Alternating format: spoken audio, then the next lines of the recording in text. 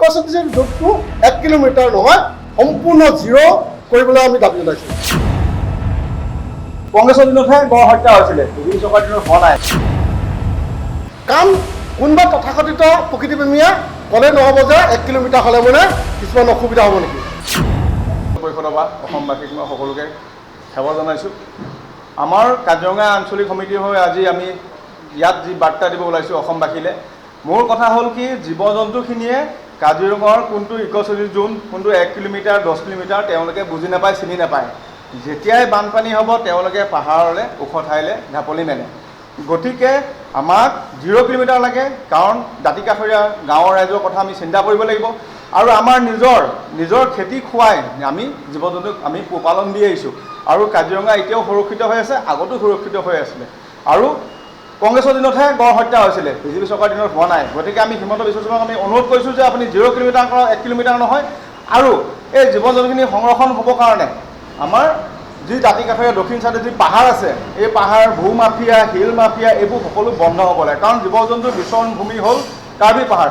তেওঁলোকে যেতিয়া বানপানী হ'ব তালৈকে যাব। গতিকে ইয়াত ইক'চিটি জোনৰ কোনো প্ৰভাৱ নপৰে।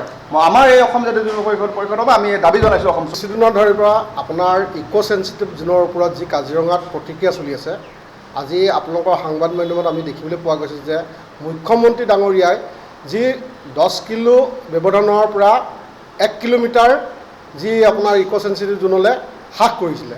গতিকে আমি তাত অসম জাতীয়তাবাদী যুৱ ছাত্ৰ পৰিষদৰ পোনছাতে আমি তাত ধিক্কাৰ জনাইছোঁ। কাৰণ কিয়, ইক'চেনচিটিভ জোন যিহেতু আমি বিৰোধিতা কৰি আহিছিলোঁ ইক'চেনচিটিভ জোন নালাগে বুলি, আৰু সেইটো মতে আমি আজি কিছু বছৰৰ আগৰ পৰাই এইটো আমাৰ সুপ্ৰিম কোৰ্টত বাহাল ৰাখিছিলে যে এইটো ইক'চেনচিটিভ জোনটো 10 কিলোমিটাৰ ব্যৱধানত ইয়াতো স্থগিত ৰাখিলে। গতিকে আমি এটা কথা স্পষ্টকৈ ক'ব বিচাৰোঁ যে ইক'চেনচিটিভ জোন আমাক 10 কিলোমিটাৰ পৰা 1 কিলোমিটাৰ নহয়, আমাক একদম 0 কিলোমিটাৰ লাগে। এইটো আমাৰ স্পষ্ট কথা। প্ৰথম কথা কি, 0 কিলোমিটাৰ এইটো কাৰণে আমাৰ দৰকাৰ হয়। আমাৰ চাওক, আপোনালোকে ইক'চেনচিটিভ জোনটো 1 কিলোমিটাৰ যেতিয়া আপোনাৰ কৰিব, আমাৰ যিখিনি জখলাবন্ধাৰ পৰা বোকাখাটলৈকে যিখিনি দাঁতিকাষৰীয়া মানুহ আছে সেইখিনি 1 কিলোমিটাৰ ভিতৰত পৰি যাব। গতিকে তেখেতসকলৰ আমাৰ অৱস্থাটো কি হ'ব? কাৰণ আমি এটা কথা স্পষ্ট জানো যে নেশ্যনেল পাৰ্কখনৰ যি জীৱ জন্তু সুৰক্ষা সদায় সেই দাঁতিকাষৰীয়া মানুহখিনি বা কাজিৰঙাবাসী ৰাইজে কৰি আছে। কাৰণ এনেকুৱা নহয় যে দাঁতিকাষৰীয়া মানুহখিনিয়ে জীৱ জন্তুক অসুবিধা দিছে।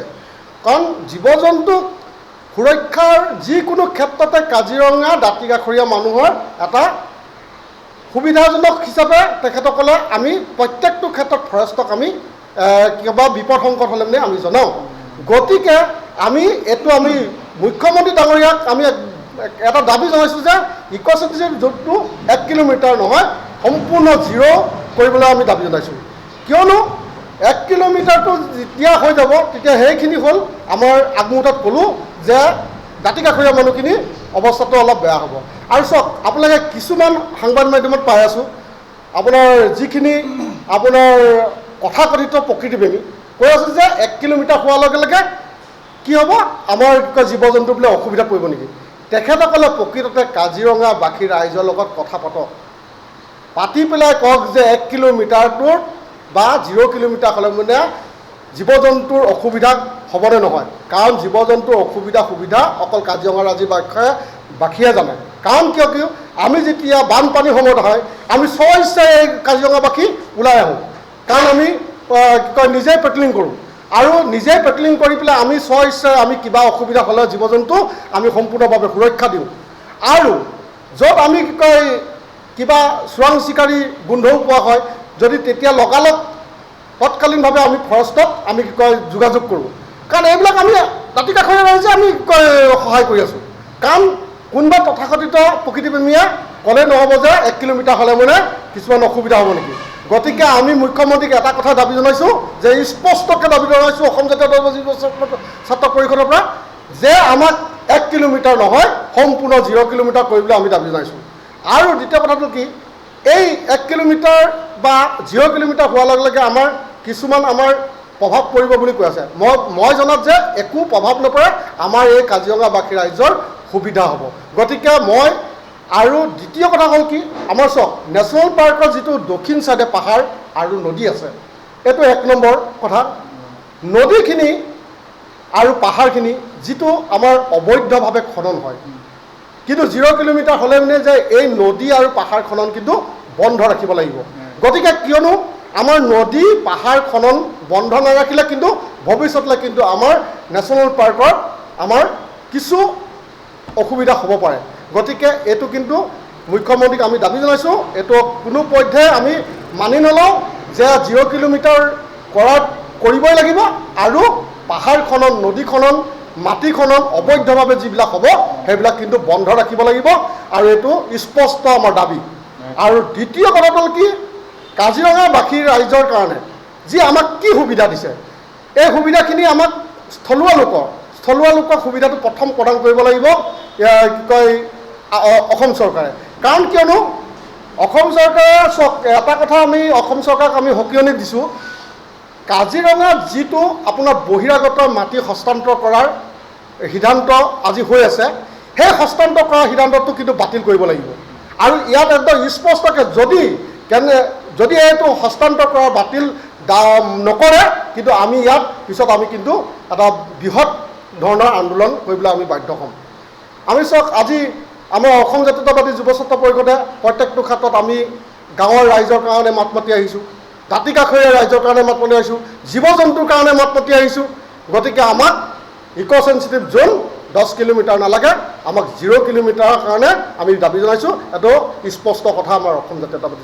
কংগ্ৰেছে আপোনাৰ চাওক, আমি তেতিয়া দিনত আপোনাৰ কংগ্ৰেছে চৰকাৰ চলি আছিলে, এই যিটো 10 কিলোমিটাৰ ব্যৱধানটো কৰা কথা আছিলে ইক' চেঞ্চিটিভ জ'ন, তেতিয়া দিনত কংগ্ৰেছৰ দিনতে আছিলে। কংগ্ৰেছৰ কিছুমান ভূ মাফিয়া বা বালি মাফিয়া বা শিল মাফিয়া আছে। গতিকে সেই শিল মাফিয়া বালি মাফিয়াবিলাক এতিয়া বেলেগলৈ স্থানান্তৰ কৰিলে। গতিকে তেখেতসকলে এতিয়া চৰকাৰ তেখেতসকলৰ নাই। গতিকে এই চৰকাৰক এটাই কথাই স্পষ্টকৈ সিহঁতি জনাব বিচাৰিছে যে এই আমি 10 কিলোমিটাৰটো যদি আমি বাহাল ৰাখিব পাৰোঁ, গতিকে ইয়াত কিছুমান কাম এই চৰকাৰে কৰিব নোৱাৰিব। গতিকে তেখেতসকলে এইটো ভুল ধাৰণা। গতিকে এইটো আমি পোনচাতে নাকচ কৰিছোঁ কংগ্ৰেছৰ এই কথাত। আমি কেতিয়াও এইটো 10 কিলোমিটাৰ নহয়, 1 কিলোমিটাৰ নহয়, আমি 0 কিলোমিটাৰলৈ বাহাল ৰাখিব লাগিব। এইটো যুৱ ছাত্ৰ পৰিষদৰ স্পষ্ট দাবী। অখিল গগৈৰ কথাটোতো ঠিকে আছে। আপোনাৰ অখিল গগৈয়ে যদি 10 কিলোমিটাৰ বাহাল ৰাখিব হৈছে, তেখেতে কি কয় আজি তাৰিখত কি কয় আপোনাৰ অৰ্কিডখন কেনেধৰণৰ প্ৰভাৱ পেলাইছে কওক। আজি যিখিনি পথাৰৰ মাটিত তেখেতসকলে কেলৈ কি কয় ফিল্ড হিচাপে কি কয় ব্যৱহাৰ কৰিছে, কেলৈ খেতি নকৰে তাত, যদি অখিল গগৈয়ে সেই কথা কৈছে। মই কৈছোঁ যে এইটো পোনচাতে নাকচ কৰিছোঁ অখিল গগৈ ডাঙৰীয়াৰ কথাটোতো। গতিকে আমি মুখ্যমন্ত্ৰী ডাঙৰীয়াক একদম স্পষ্ট দাবী যে সম্পূৰ্ণ 0 কিলোমিটাৰ কৰিবৰ কাৰণে আমি দাবী জনাওঁ। নহয়, আমি যদি কেনেবাকৈ যদি শিল খনন, বালি খনন, যদি মাটি খনন যদি অবৈধভাৱে কৰিব বিচাৰে, তেতিয়া এইটো কিন্তু আমি সম্পূৰ্ণ একদম বৃহৎ এটা প্ৰতিবাদ আমি কাৰ্যসূচী লওঁ। তাৰ বাবে কিন্তু অসম জাতীয়তাবাদী যুৱ ছাত্ৰ পৰিষদ দায়ী নহয়, এইটো সম্পূৰ্ণ চৰকাৰ দায়ী। আমাৰ কাজিৰঙা আঞ্চলিক সমিতিৰ হৈ আজি আমি ইয়াত যি বাৰ্তা দিব ওলাইছোঁ অসমবাসীলৈ, মোৰ কথা হ'ল কি, জীৱ জন্তুখিনিয়ে কাজিৰঙাৰ কোনটো ইক' চেঞ্চিটিভ জ'ন, কোনটো 1 কিলোমিটাৰ 10 কিলোমিটাৰ তেওঁলোকে বুজি নাপায়, চিনি নাপায়। যেতিয়াই বানপানী হ'ব তেওঁলোকে পাহাৰলৈ ওখ ঠাইলৈ ঢাপলি মেলে। গতিকে আমাক 0 কিলোমিটাৰ লাগে, কাৰণ দাঁতি কাষৰীয়া গাঁৱৰ ৰাইজৰ কথা আমি চিন্তা কৰিব লাগিব। আৰু আমাৰ নিজৰ খেতি খুৱাই আমি জীৱ জন্তুক আমি পোহপালন দি আহিছোঁ। আৰু কাজিৰঙা এতিয়াও সুৰক্ষিত হৈ আছে, আগতো সুৰক্ষিত হৈ আছিলে। কংগ্ৰেছৰ দিনতহে গড় হত্যা হৈছিলে, বিজেপি চৰকাৰৰ দিনত হোৱা নাই। গতিকে আমি হিমন্ত বিশ্ব শৰ্মাক আমি অনুৰোধ কৰিছোঁ যে আপুনি 0 কিলোমিটাৰ কৰক, 1 কিলোমিটাৰ নহয়। আৰু এই জীৱ জন্তুখিনি সংৰক্ষণ হ'বৰ কাৰণে আমাৰ যি দাঁতি কাষৰীয়া দক্ষিণ চাইডে যি পাহাৰ আছে, এই পাহাৰ ভূ মাফিয়া, শিল মাফিয়া এইবোৰ সকলো বন্ধ হ'ব লাগে। কাৰণ জীৱ জন্তুৰ বিচৰণ ভূমি হ'ল কাৰ্বি পাহাৰ। তেওঁলোকে যেতিয়া বানপানী হ'ব তালৈকে যাব। গতিকে ইয়াত ইক' চেঞ্চিটিভ জ'নৰ কোনো প্ৰভাৱ নপৰে। আমাৰ এই অসম জাতীয় যুৱ পৰিষদৰ পৰা আমি দাবী জনাইছোঁ অসম চৰকাৰে। ধন্যবাদ।